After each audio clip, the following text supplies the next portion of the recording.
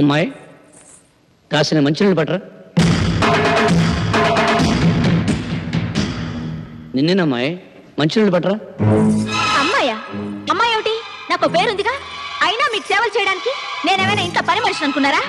నేను చిటికేస్తే 100 మంది క్యూలో నిలబడి నాకు సేవలు చేస్తారు. నేను ఇంటర్నేషనల్ సిమెంట్ ఫ్యాక్టరీ యజమాని కూతుర్ని. ఆయన కోట్లాస్తికి ఏకైక వారసురాల్ని. ఆఫ్టర్ ఆల్ మీకు నేను మంచినీళ్ళు తెచ్చివ్వాలా?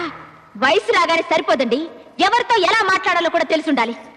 Mind it, mind it, mind it, mind it.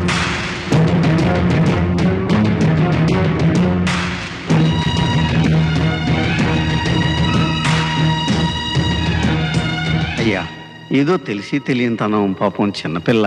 ఇందులో తన తప్పేముంది ఆచార్య గారు? 10 మందితో సేవలు చేయించుకోవడానికి అలవాటు పడ్డ అమ్మాయికి పని చెప్పడం మన తప్పు. అన్నయ్య మంచినీళ్ళు. ఎరా